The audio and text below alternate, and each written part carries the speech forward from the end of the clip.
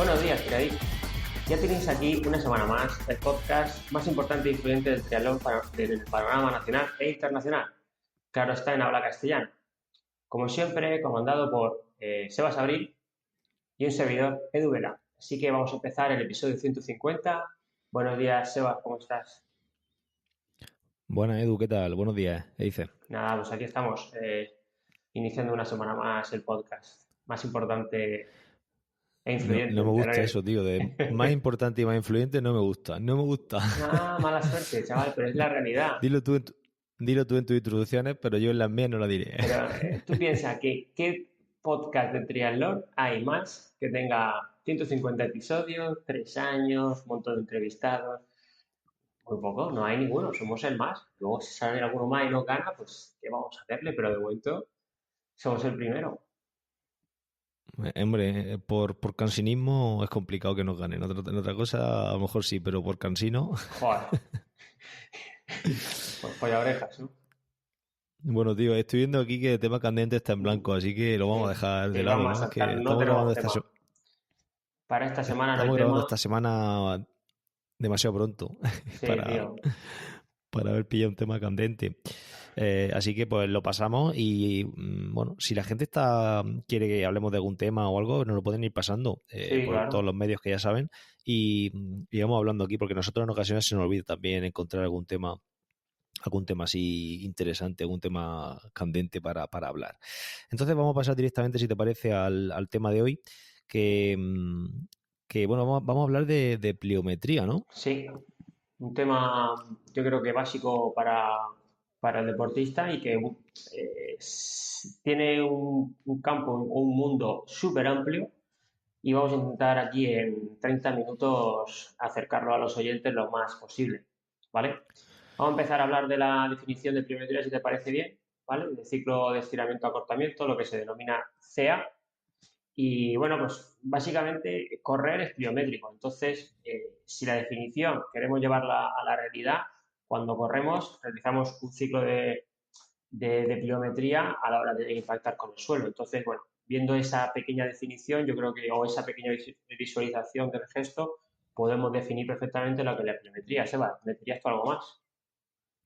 Pues bueno, estoy de acuerdo en lo que has dicho, es un mundo muy amplio. De hecho, yo he preparado un curso, un audio curso de pliometría en Hilando Fino Pro, que bueno, está ahí disponible. Voy a ir haciendo, vamos, este episodio va a ser spameando todo el rato porque lo tengo súper reciente y me comentaste hacer este tipo de contenido y bueno, y yo creo que va a ser interesante también que lo tenga tan reciente porque muchas cosas del curso las voy a ir toqueteando por aquí.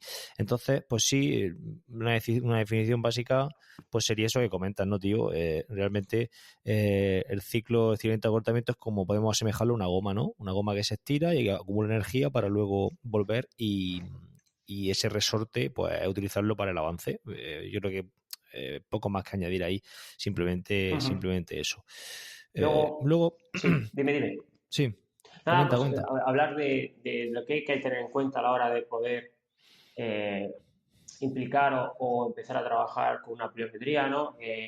Has hablado, no sé si se habla del principio de especificidad, ¿vale? Hay que tener en cuenta qué deporte vas a realizar o cómo es tu deporte. Nosotros lo vamos a enfocar al triatlón, es decir, tenemos la carrera a pie, entonces al final tenemos que trabajar ese tipo de pliometría. Depende también un poquito del periodo donde estés o sobre todo el siguiente principio, ¿no? La individualización, ¿no? También depende mucho del sujeto, pues porque la pliometría puede ser muy beneficiosa o puede ir a acarrear muchísimos, es muy impactante, puede ser muy invasiva y puede llevar a tener cosas complicadas, ¿no? Digamos, sobrecargas y cosas que pueden llevarnos a tener, pues mira, por ejemplo, problemas en el tendón, porque no tengas una buena adaptación, etcétera, ¿no?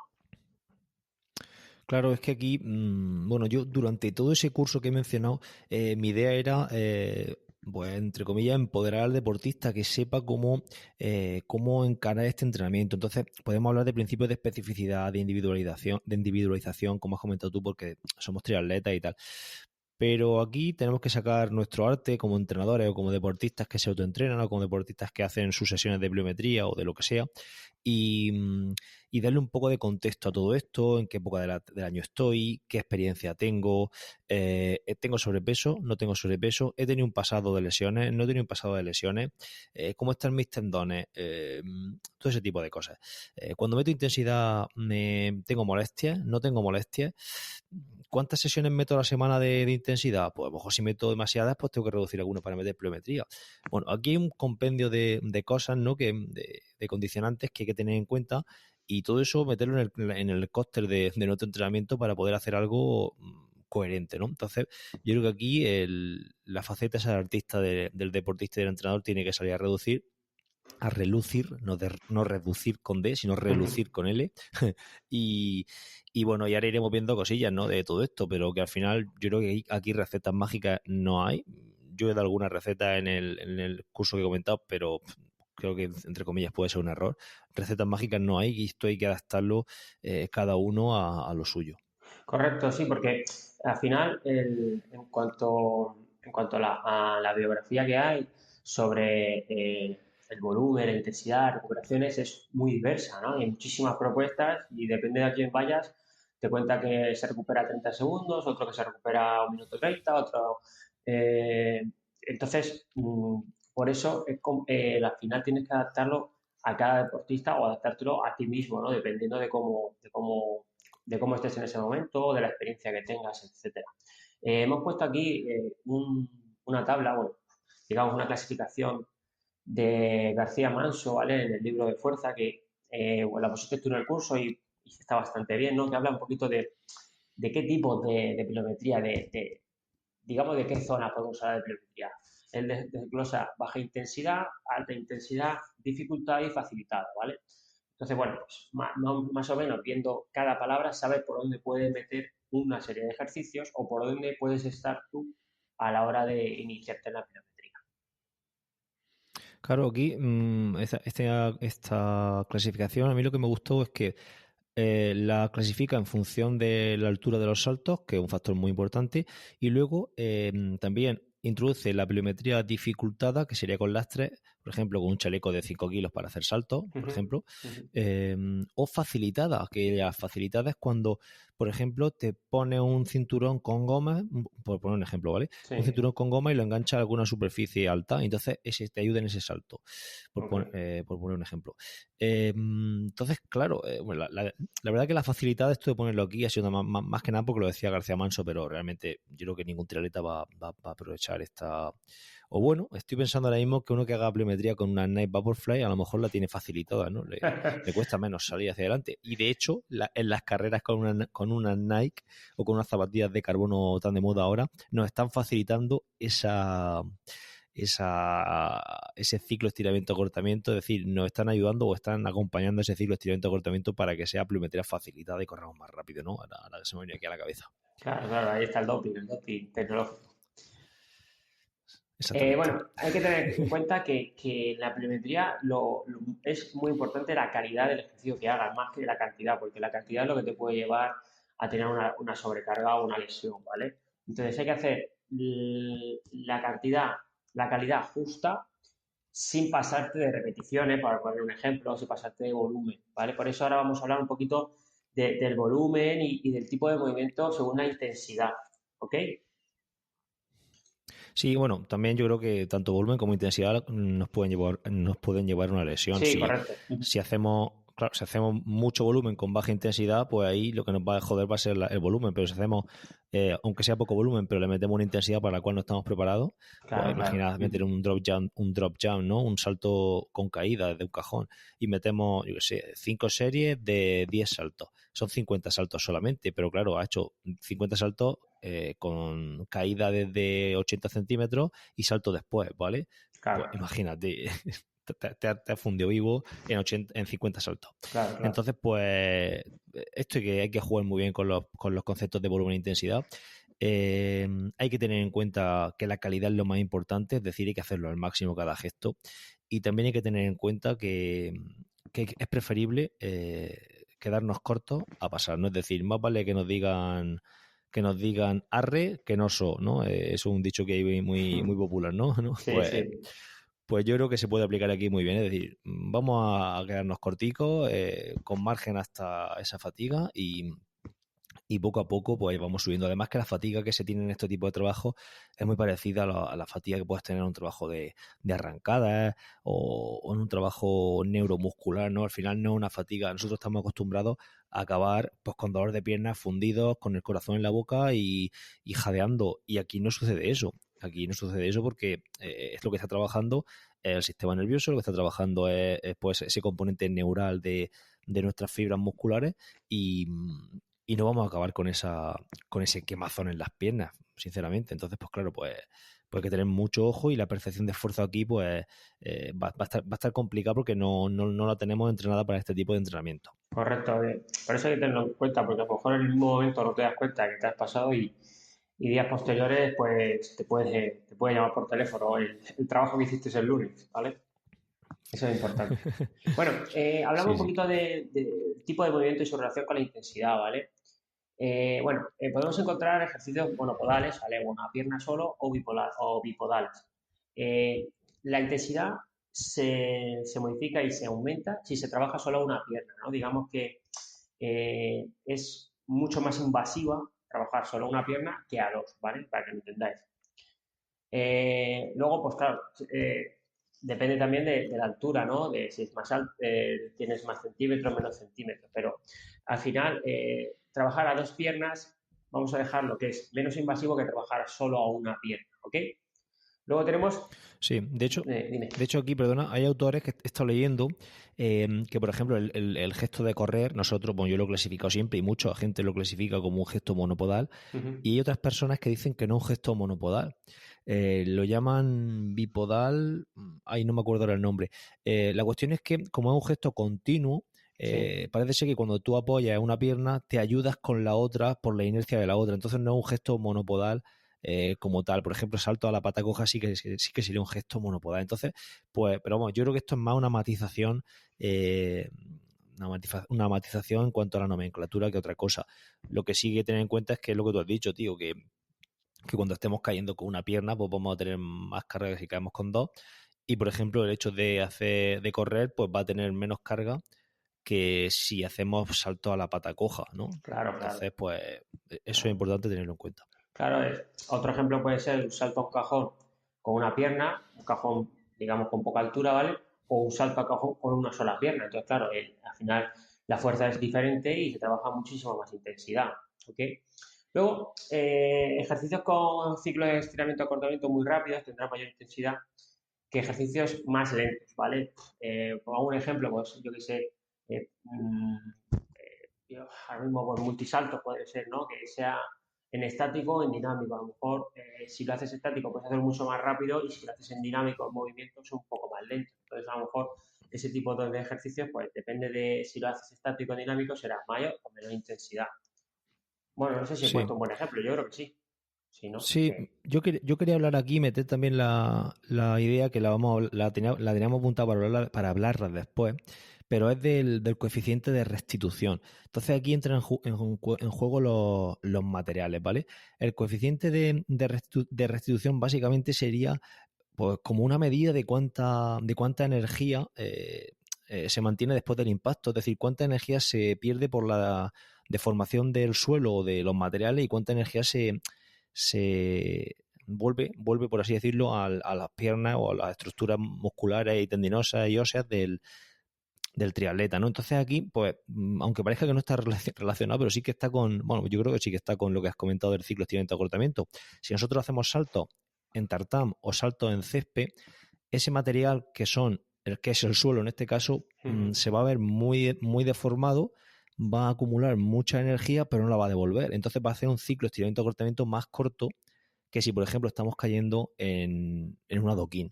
Entonces, claro, evidentemente, cuanto más corto sea ese ciclo de estiramiento-acortamiento, más energía se va a devolver hacia arriba y más intensidad le vamos a meter. Por tanto, los mismos saltos en césped van a ser mucho menos agresivos que los mismos saltos en un adoquín, por ejemplo. Y luego también, en este caso, podemos hablar por otro lado, de la zapatilla, hacer multisaltos con una Nimbus, bueno, una Asics Nimbus, que bueno, son viejas ya. Si no estuviera escuchando Piki Trenes se ría de mí. Eh, claro, son unas zapatillas muy gordas, pues unas zapatillas con mucho drop, muy gordas, pues van a acumular van a absorber más energía y también van a generar menos intensidad que, por ejemplo, hacerlo con unas voladoras de estas de 1 centímetro de suela o Sí, o descalzo, ¿no? descalzo. Y luego, por último, hay gente que aquí ya viene el concepto de, porque no hemos hablado de los beneficios de la pliometría, pero bueno, es que si nos ponemos aquí a hablar de todo, vamos a partir de qué es beneficiosa, ¿no? Luego está el concepto bueno, de toda esa energía, no me sale el nombre, yo creo que tiene un nombre específico, de toda esa energía que podemos desperdiciar por la deformación de nuestro cuerpo, es decir, cuando hacemos un salto, si tenemos mucha pronación del tobillo, si tenemos mucha excesiva pronación de tobillo, porque la pronación de tobillo es efectiva también para todo esto. Si tenemos muy poco stiffness, es decir, poca rigidez muscular, mucha laxitud, si hacemos mucha flexión de rodilla, mucha flexión de cadera, pues al final todo eso son movimientos que vamos deformando nuestro cuerpo y que hacemos que ese ciclo estiramiento-acortamiento sea más lento, por tanto perdemos intensidad. ¿Me explico? Por eso se sabe que cuanto más stiffness tenga, la gente con más stiffness es gente que es más reactiva, ¿no? Que aprovecha mejor y genera más fuerza en este tipo de ejercicios, siempre y cuando no sea un stiffness demasiado, el stiffness es la rigidez muscular, mientras no sea este stiffness demasiado elevado, ¿no? Porque se sabe también que hay unos rangos de stiffness idóneos, porque bueno, esto está un poco en investigación y tal, y hay mucha gente que está investigando sobre esto, y es un campo muy interesante de saber hasta cuánto de stiffness debería de tener para evitar lesiones y hasta cuánto de stiffness no debería de tener para no tener lesiones, ¿vale? Hay unos rangos idóneos. Y bueno, es un tema bastante interesante y va muy relacionado con todo esto que hemos comentado del ciclo estiramiento-acortamiento y de la rapidez de ese ciclo estiramiento-acortamiento. Pues bueno, y siguiendo con la relación con la intensidad, si metemos repeticiones, los picos de fuerza será mayor o menor, ¿vale? Por ejemplo, si son consecutivos o saltos aislados, pues modificará el tipo de intensidad. Luego, si saltamos, por ejemplo, todos hemos visto por internet el salto de valla este que hacen los deportistas de alto nivel, que saltan una valla, ¿no? Lo mismo saltar una valla de 40 centímetros que una valla de 20, ¿no? De 20 tendrá menos intensidad que una valla de 40. Luego tenemos el drop jump, que es caída desde un cajón, igual. No es lo mismo caer en un cajón de 40 o 50 centímetros que caer en un cajón de 20. El impacto es menor y mayor en el referente, ¿vale? Y por último, si involucramos, pues hago una cadena cinética. Pues aquí he puesto el ejemplo del braceo, del balanceo de los brazos, el braceo. Entonces, si tú en ese gesto metes el braceo de brazos, pues ya estás generando un poquito más de dificultad y la intensidad se aumenta, ¿vale? Claro, exacto. Aquí esto es muy fácil de verlo en un squat jump, ¿no? Ponemos un salto con las manos en la cintura sin moverlas y vemos la altura, y luego con un CMJ, ¿no? Un salto contra movimiento que se llama, introduciendo la cadena cinética de los brazos, haciendo balanceo. Veréis cómo saltáis muchísimo más en el segundo salto. Bueno, luego hablando ya de clasificaciones, de tiempo, de número de contactos y demás y de altura, pues aquí dejamos en las notas del podcast, dejamos una clasificación de García Manso donde la clasifica la pliometría en baja, moderada, alta y muy alta, en función del número de saltos. Yo creo que lo interesante es verlo, y bueno, la clasifica en baja de hasta 400 saltos y muy alta de hasta 200. No sé, yo creo que aquí pues esto va a depender muchísimo. Creo que fijarnos en decir, bueno, ya llega a 300, ya termino hoy, pues yo creo que no va a ser lo interesante. Va a ser más interesante llevar una progresión y ver cómo vamos y ver cómo, y sin pasarnos siempre, no, es decir, no guiarnos exactamente por una clasificación, porque al final, como hay tantos variantes que van a influir en la intensidad, pues tampoco podemos meter 200 o 250 y ya te quedarnos ahí. Un poco subjetivo esto, pienso yo, ¿no? Sí, lo dejaremos puesto ahí digamos, en la nota del programa, tanto eso como también tenemos aquí un poquito el número de contactos según el principiante, intermedio, El avanzado, nivel, ¿vale? Para que lo tengáis sí. según nivel y luego según intensidad también, por la altura de la pliometría que trabajes, ¿no? A ras de suelo, a 15 centímetros o 30, bueno, todo eso lo tendréis, pero luego, como dice Seba, no te vas a poner a hacer 400 saltos, porque a lo mejor ya has hipotecado la temporada entera. Entonces, esto es una buena medida para más o menos tener un rango, pero luego, pues como hemos dicho al principio, el arte está ahí y hay que adaptarlo, ¿vale? Lo que sí, Claro, y lo que que sí hay... hace, bueno, dime. No, iba a decir que hay que jugar con las tres variables, con la intensidad, con el número de contactos y con el número de contactos, no, perdón, con la intensidad, con el nivel que tengamos, principiante, intermedio, avanzado, y luego con el número de contactos. Entonces, pues a lo mejor un avanzado sí puede llegar a hacer 400 saltos Claro, cuando lleva 10 semanas haciendo pliometría, pero a lo claro. mejor un iniciado pues tiene que hacer a las 10 semanas, tiene que hacer pliometría baja con 250. Entonces, claro, es que esto es muy relativo, por tanto hay que meterle aquí imaginación a esto. Más cosillas, Pues Edu. para acabar este primer bloque que hemos hablado, aquí hemos puesto una cosa que es un dogma de entrenamiento pliométrico, que las escribes tú, y a más intensidad, menos volumen en pliometría, ¿vale? Es decir, cuanto más intenso hagas los ejercicios, menos volumen vas a tener que trabajar, ¿vale? Eso yo creo que es muy Sí, interesante porque muchas veces nos obcecamos en subir volumen, en subir intensidad, porque dices, "Pues como lo tolero, tiro más, y puede llevarnos a un error bastante grave, ¿ok?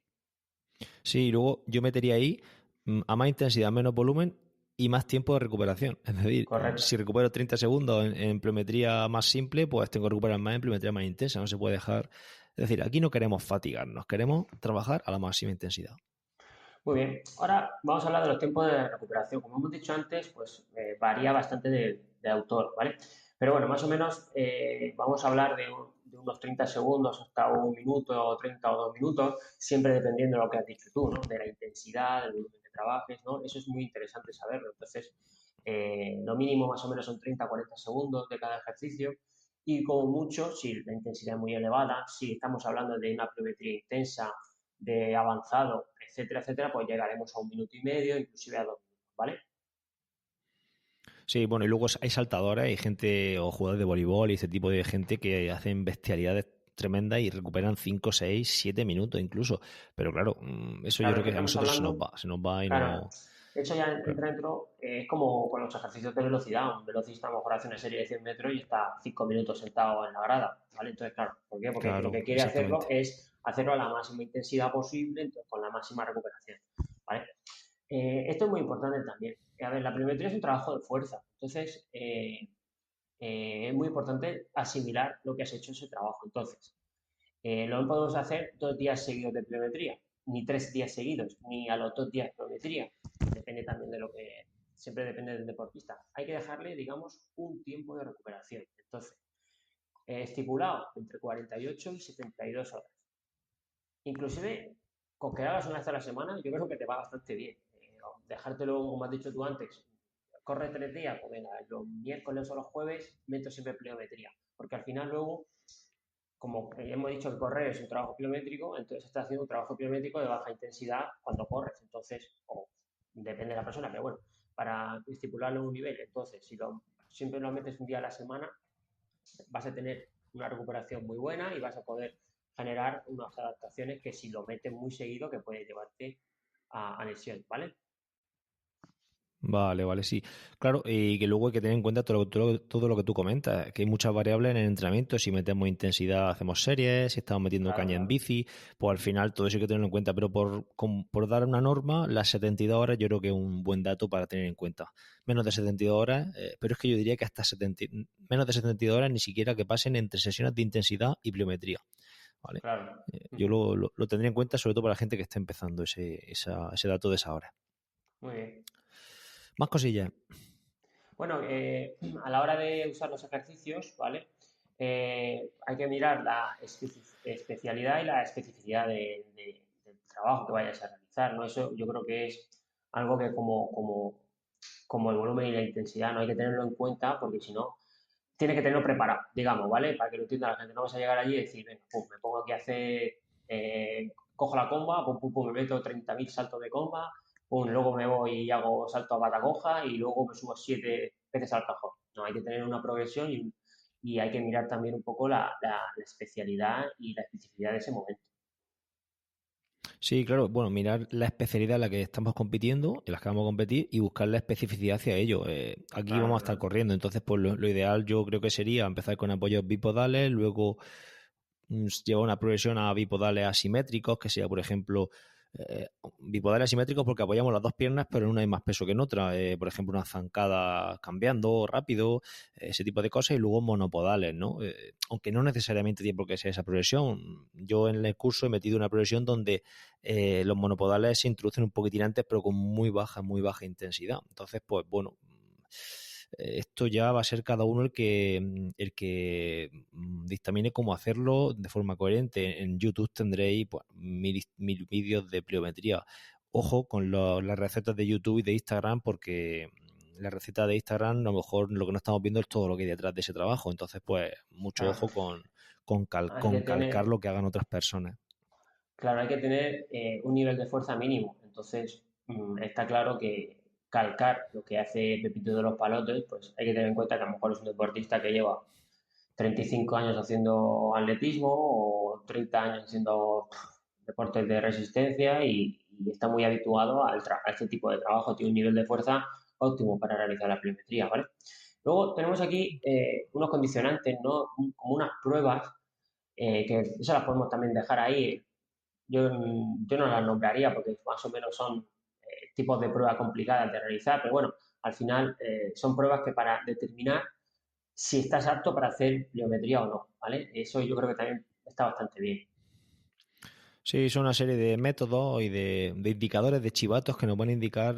Podemos mencionar algunos si quieres, por ejemplo, si sentimos dolor no hacer pliometría, si no tenemos, por ejemplo, la necesaria fuerza muscular, pues tampoco. Es decir, si por ejemplo no somos capaces de hacer una sentadilla con algunos kilos, hay autores que proponen un 60% de nuestra masa corporal, 5 series en 5 segundos, pues no hacer pliometría. Bueno, hay más ítems para ir controlando esto. Entonces, pues lo dejamos ahí para que le eche un vistacillo, pero lo principal es que hay que hacer fuerza, hay que hacer nuestro trabajo de fuerza previamente al de pliometría y luego continuarlo con el trabajo de pliometría de forma paralela. Y luego yo también he indicado en el curso y lo comento aquí, también hacer trabajo de la musculatura intrínseca del pie y, y todos los músculos que están ahí involucrados porque son músculos un poco olvidados con tanto calzado y con llevar siempre las zapatillas atadas y ese tipo de cosas. Entonces, cosas como andar descalzo, andar Sí, de puntillas, es que eso por es ejemplo, un hacer. trabajo, digamos, un introductorio a la pliometría, ¿sabes? Claro, hacer también trabajo de tibial posterior, trabajo del flexor de dedo gordo, arrugando una toalla, por ejemplo, o levantando los talones y haciendo ese movimiento compuesto de aducción y supinación del pie, que se llama inversión, ¿no? Para meter el tibial posterior. Y, en fin, todo ejercicios para sostener arco plantar, para todo ese tipo de cosas, en definitiva, pues nos van a ayudar también a no tener lesiones y a fortalecer toda esa parte que en muchas ocasiones la cadena se rompe por el eslabón más débil. Y si somos muy fuertes haciendo sentadillas, pero nos metemos siempre nuestras zapatillas de CrossFit o de halterofilia con una cuña de 3 centímetros en el talón para hacer nuestra sentadilla perfecta, pero entonces luego nos ponemos a hacer pliometría, pues a lo mejor nos estamos jodiendo, estamos muy fuertes de arriba, pero nos estamos jodiendo porque pues nos da una pequeña molestia en el Aquiles o en el pie, hemos tenido una tendinitis o una lesión en el metatarso. Entonces, pues claro, esto es, la cadena se rompe por el eslabón más débil, hay que tener mucho cuidado con todo eso. Pues muy bien, Seba. Yo creo que vamos a finiquitar el episodio por aquí, ¿no? El trabajo de pliometría. Si alguien tiene alguna duda o cualquier cosa, pues bueno, ya puede, o que queramos que puntualicemos o que saquemos una progresión pliométrica, como hemos hablado, calzo, luego qué ejercicio haríamos después, en qué periodo. Bueno, pues en eso nos sentamos y en un ratito lo podemos sacar y sacar un episodio también muy dinámico y muy bonito, ¿vale? Muy bien, perfecto. Pues si quieres, bueno, en la postmeta yo tampoco tengo mucho que contarte. Además, tenemos que irnos a currar hoy ya los dos, tanto tú como yo. Ujú. Así que yo creo que este episodio va a quedar hiper concreto, muy al grano y en media hora nos lo hemos cargado, ¿eh? Muy bien, pues mira, tiempo récord. Despido el episodio y Sí, ya sí. Pues, la semana que viene sí, sí, seguimos. la semana que viene, si quieres, pues podemos hacer un episodio un poco más distendido, de no ir tanto a piñón para compensar este. Venga, vale, que a la gente también le gusta un poco ahí tus milongas y las mías, ¿eh? Que lo sepas. Sí, sí. Venga, pues despide el programa, Venga. tío. Bueno, sin dar más vueltas, despido el episodio 150 de Triatlón y otras drogas. Recordad que podéis conocer a Sebas Abril en su plataforma ilandofino.net, donde tienes el curso este de pliometría, muy interesante, a ver si queréis apuntar, bueno, ahí tenéis las directrices para poder apuntaros y conocerme a mí un poquito más en motivacional.es, donde, bueno, podéis ver mis cuotas, cómo trabajo y demás historias, ¿vale? Bueno, nos escuchamos la semana que viene y hasta pronto. Adiós.